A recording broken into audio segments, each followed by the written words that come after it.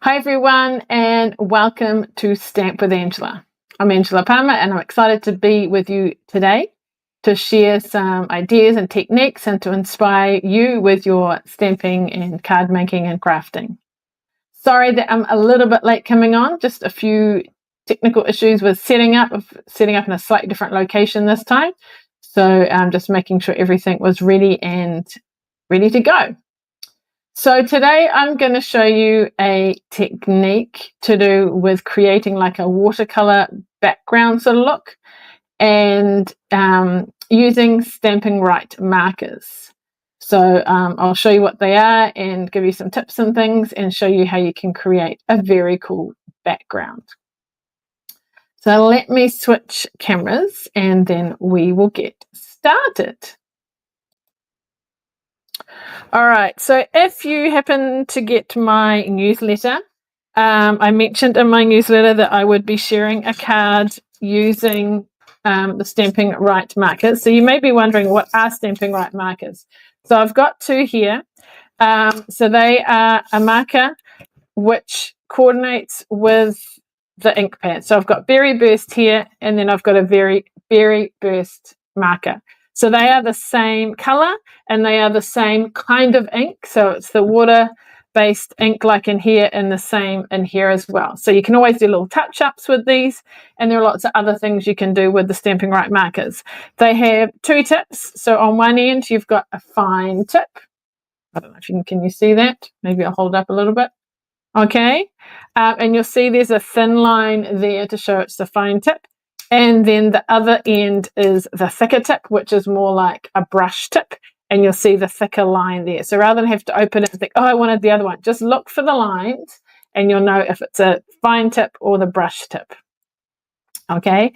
Now, the best way to store them is flat like this, lying down.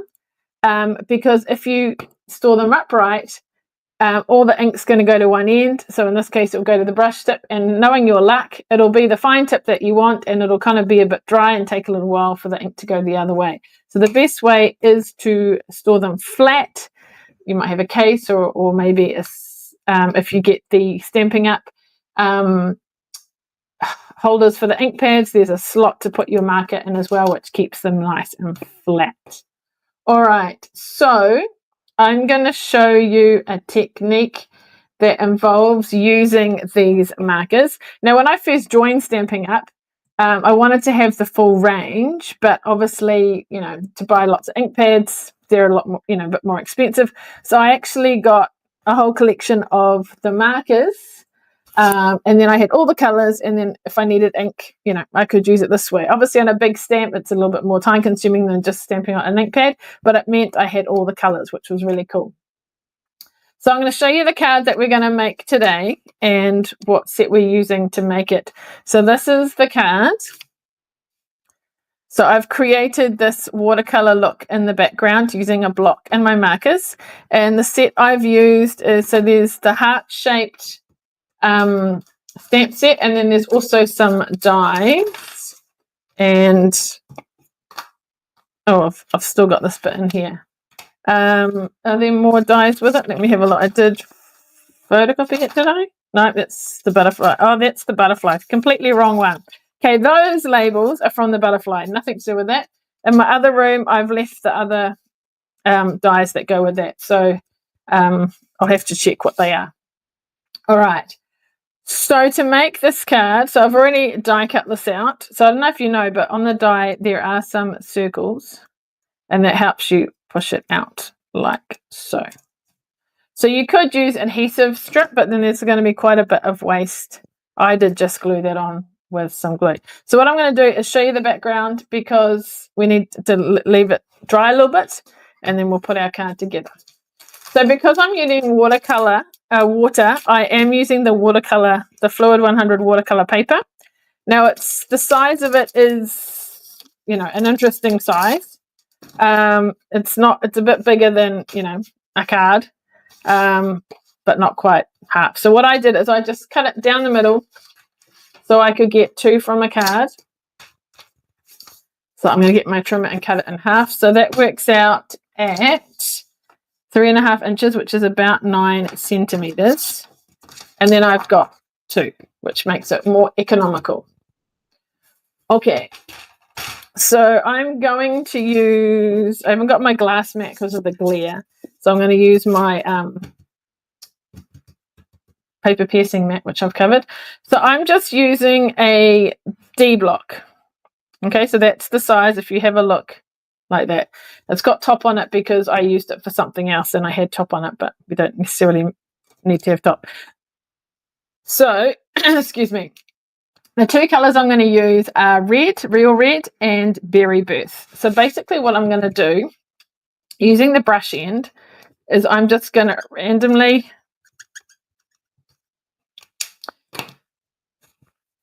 sorry.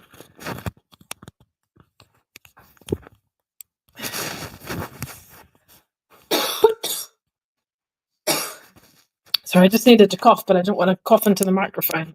Sorry, I just wanted to cough, but not into the microphone, so I just moved it out of the way for a second. Okay, let's try again. Putting it back on. Okay, so with my marker, just doing some colour and then coming in the gaps with my pink. I don't have to do every little bit because the water will help move it around as well. Okay, but you rough, I don't know how, you can actually see that quite well, so that's cool. All right. Then we're going to get our spritzer and we're going to spray some water on it and then turn it over, press it down, hold it for quite a while and let the ink soak in, and then we'll let it dry.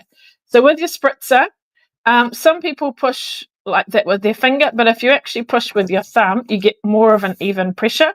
So I like to do it, I've used it recently, so it's flowing quite well. But if you haven't used it for a while, you might just want to put it to the side, spray a couple of things. Then once it's coming out, spray a couple of times and you'll see it sort of starting to run. Then you're going to have to pick it up, try and do it straight on your paper, line it up, and then push it down. And I don't think I had enough water because it's not, or enough. So we got a couple of choices. We can spritz it a bit more. There is still some ink on there. I could go back over the top. There we go. That's what it's meant to do. Can you see that? Now the ink just distills a bit more. I might do another one just so you can, oh, much better.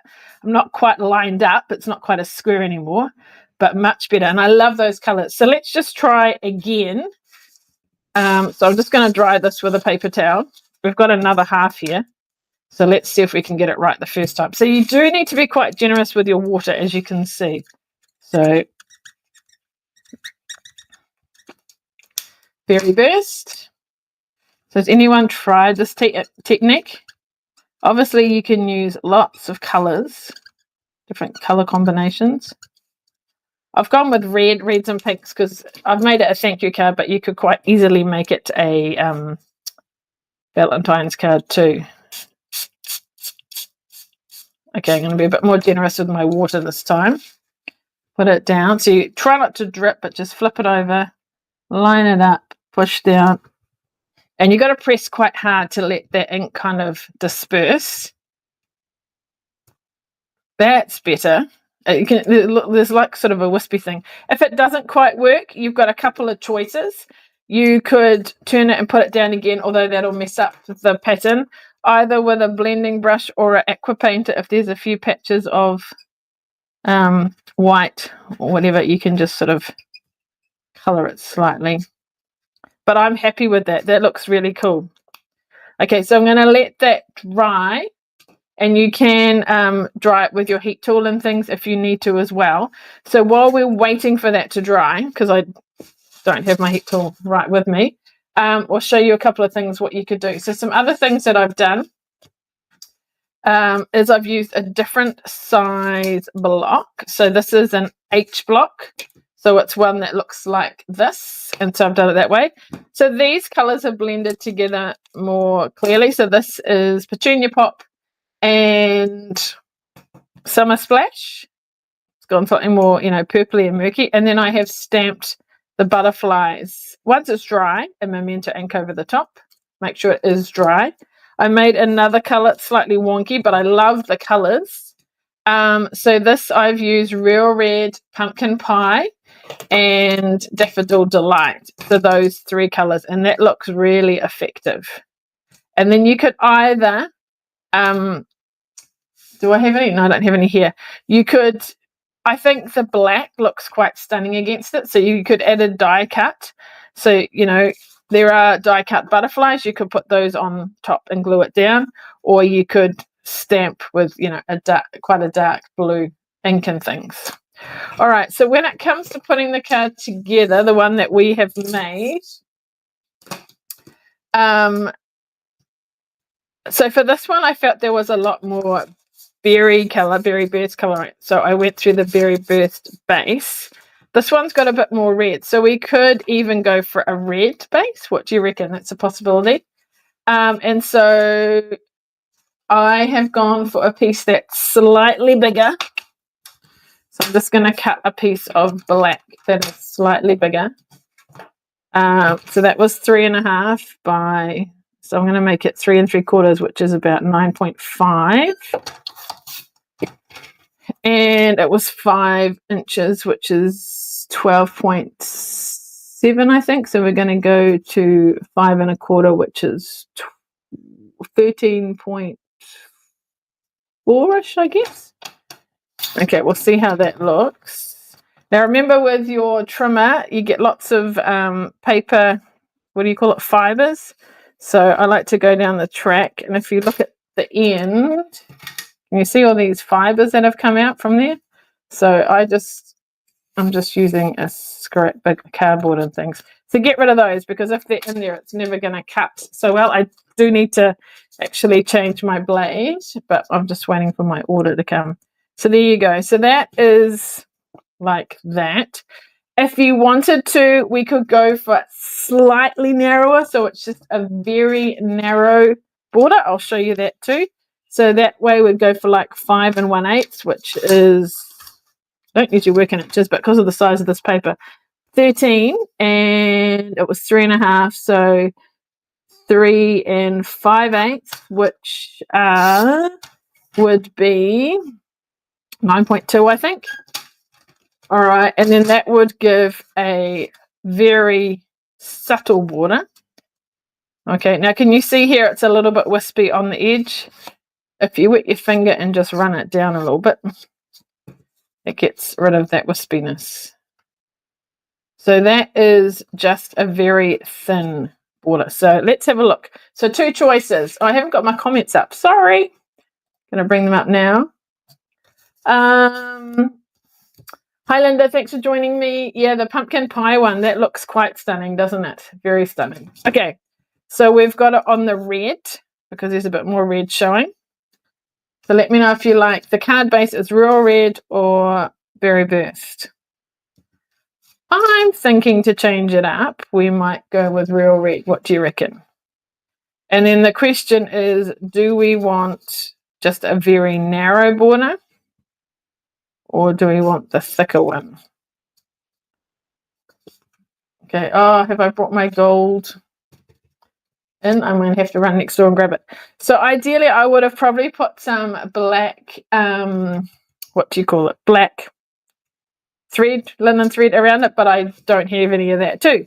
So I found some gold, so I thought, oh, that kind of makes it stand out. So you could choose, if you had a red ribbon, maybe put red on it if we're going to use a red base. Yeah, whatever works. Real Red, narrow. Yeah, that's what I was thinking. And then we can kind of compare the two. So with stamping, that's quite a little sentiment. And I thought it might be quite nice to do it on like the Real Red and then emboss it in black or something and put it on top. But I don't have that all with me ready to do. I might have to try that afterwards. So we're just going to stamp on it. So I've left a gap so we've got room for our sentiment. And then we will, so I'm going to go for the thank you again, just to keep it simple. So I'm just using Memento black ink, and I'll try and get it straight. Look at me with ink on my hands. And if you stamp it and it doesn't look good, then of course you could, stamp over it. All right, so it's still a little bit wet, and ideally I would dry it a bit more, but for the sake of time and without my heat tool, we'll go with it. And if I was stamping on it, I'd definitely have to be dry, but we're going to adhere this, and then we're going to put our gold around. So let me get my glue, and a silicone sheet would be good for this, but we'll just do it on here. So I very carefully just try to put, some on here. So I'm going to let that, stick that on and dry. We don't want too much because we don't want it oozing out. This is such a pretty heart. So this is one of the freebies you can get with Sale-A-Bration. Now, it has been so popular that it was out of stock, but I think it's coming back in. I'm not sure if it's there yet. I'll need to check. So that's the thing. If you like something, get it while it's there, because otherwise they get snapped up. Isn't that pretty? I think the black against the color looks really effective. Okay, so let me grab my gold, and we will put that on the card.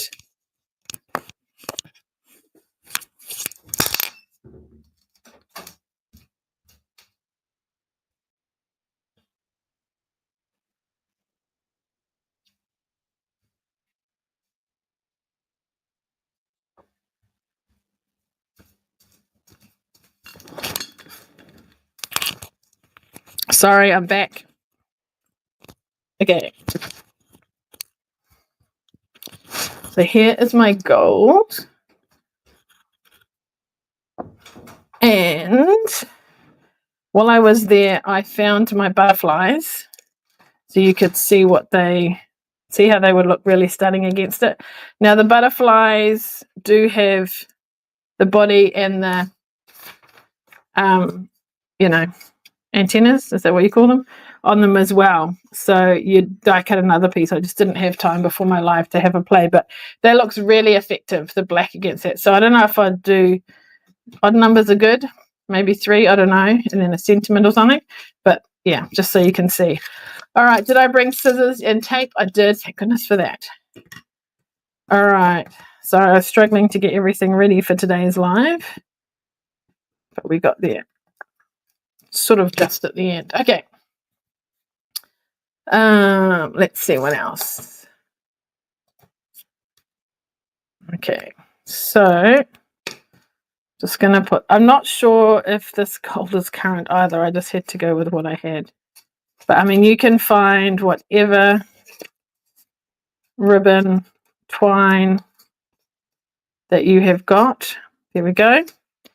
And I'll tie a bow with it now.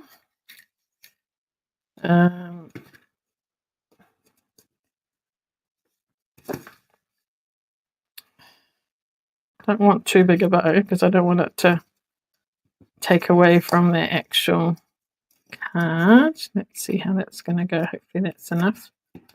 Don't want it too small that I can't hold it either. Perfect. All right. Okay.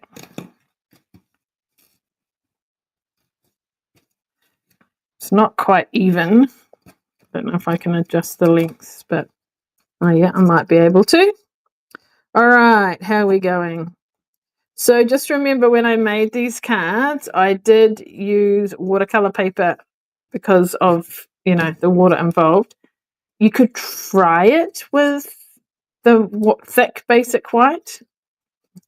I'm not sure how it would go, but we can see. All right, now, which is my black piece? This one, I think.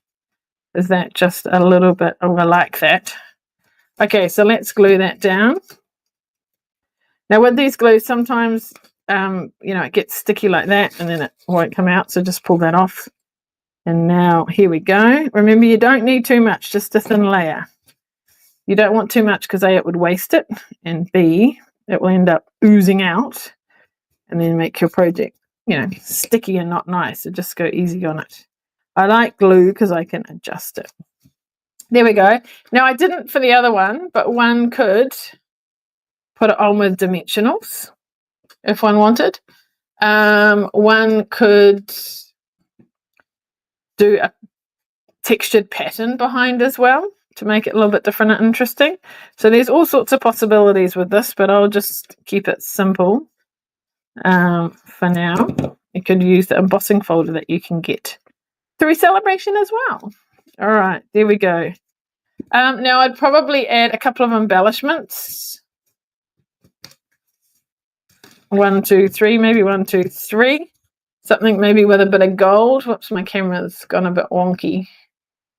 All right, how's that? Oops, I'm knocking the table. There we go. All right, so quite a close up there. All right, so there you go. So the main thing was to show you the technique of one way. There's lots of different ways to use the Stampin Write markers, but just one way. Hang on a minute, I'm just going to adjust my, I see what's happening. Oh dear, my whole tripod is resting and falling. So let's, now we're higher up. Let's just come down a bit. Okay, so the idea was to show you how you can, one way of how to use Stampin Write markers to create like a background and thing on your card. So all you need is the markers, a block, and you can use, you know, a variety of sizes, H block, big block, and a spritzer or some way of spraying some water onto it. So just color 2 or 3 colors. You could even do, let's just try it. Do I have another piece? I'll show you something else you could do color wise. You could like do, rather than mix it up, you could sort of layer the 3 colors. So I'll show you. So let's do the red, yellow, and what is it? Orange pumpkin pie. So let's start with yellow at the top. So we're going to color the whole thing across like so. Then we'll come in with orange. So do the lighter first in case the colors, you know, slightly blend into each other. Otherwise, if you did yellow last next to red, you might get some red ink on your yellow tip. But you could clean it if you need to.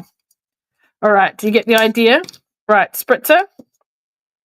Oh no, we'll keep it flat. All right, let's see how this looks. I don't see much orange, so it'll be interesting to see how it goes. Ooh, the red is really bright, the orange not so much. Maybe I needed a bit more. I can't see any orange. What a shame. Okay, but you get the idea. You can line it up again if you need to push a bit more color down. All right, oops, now my red's gone everywhere. Oh well, we've got no orange there. Let's try one more time. So I mean, experiment. Every card is going to be different. Let's just see how much. It's not very bright. That's probably why it's not helping too much. Okay, let's just do quite a bit of yellow.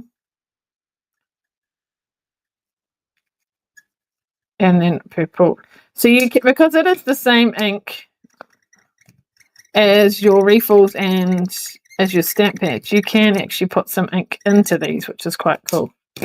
So I'm just going to be a little bit, not so much red. All right, let's try that again. So my recommendation would be make a whole lot of these, let them dry, and then come back and then make them into cards. Still not much orange. I did have orange on my, yeah, the oranges got blended in. There was definitely orange in here. So you can see it slightly, but not, it's quite subtle. So I might need to figure out how to re-ink. Okay. So there we go. So the other thing you probably need is some watercolor paper as well. But like I say, you can get 2 cards from 1 sheet. And you can vary it up a bit if you want to. If you've got a smaller bit of black, you could always angle it a bit. So let me show you. So if we have, I'm going to put these aside to dry. Have to work on my orange. Card base, you could put a bit of black down, a bit of that down kind of thing. So you don't have to do the edge. So maybe my third card could be a different background to it. So there you go. All right, let me just show you those. So who's got Stampin' Write markers? Have you got some? Are you using them? Like I say, they were one of the first things I got when I joined, because I must look up to see if you can get the whole collection. If not, they come in color groups, so you can buy like all the brights together in a pack, or all the in colors, or you can't buy them individually. They come in a color group, so you have to decide if you want the brights or the neutrals or whatever. And I'm not sure if you can get the whole lot in one go. I'll look up that too. So I got the whole lot, and that way I could use them on cards and things for ink until I slowly got up and got all the ink pads. Ink pads too also come in color groups. So if there's a particular color you like, buy like all the brights or all the ink colors, and then you save too, which is cool. If you do like the Stampin' Write markers, there is a special at the moment where if you join and become a Stampin' Up demonstrator, join my team, you will get 2 packets of, so 10 of each.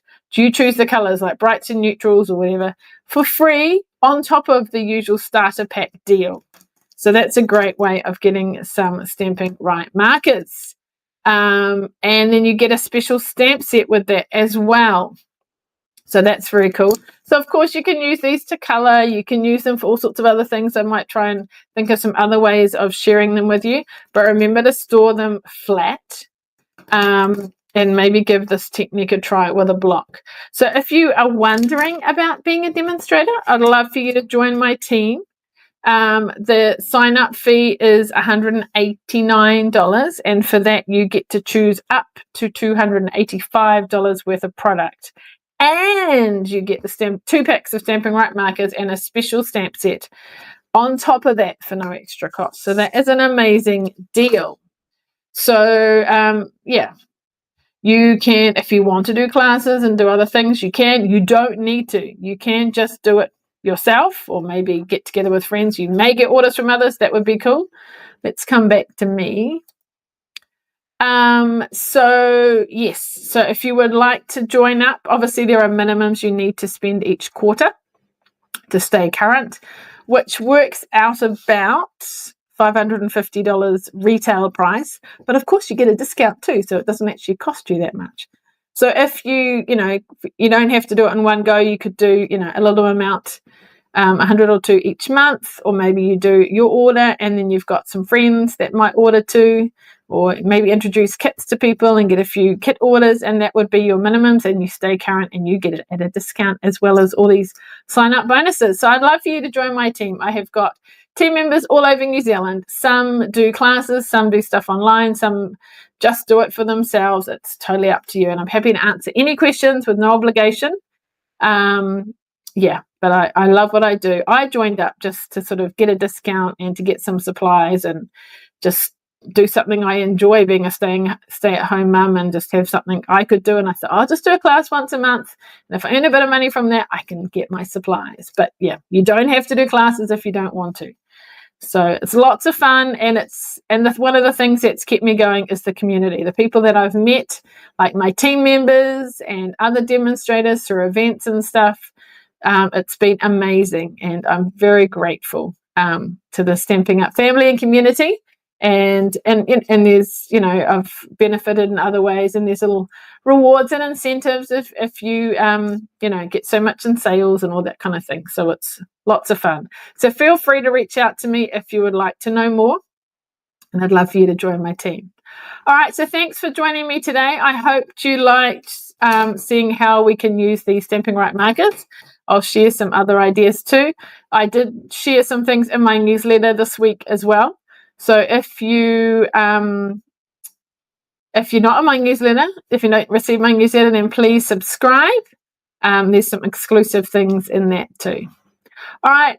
Thank you for joining me today. I look forward to seeing you again soon, whether you joined me live or you're watching the recording. Thank you. Please comment, ask any questions, and I look forward to seeing you next time. Thanks so much. Bye.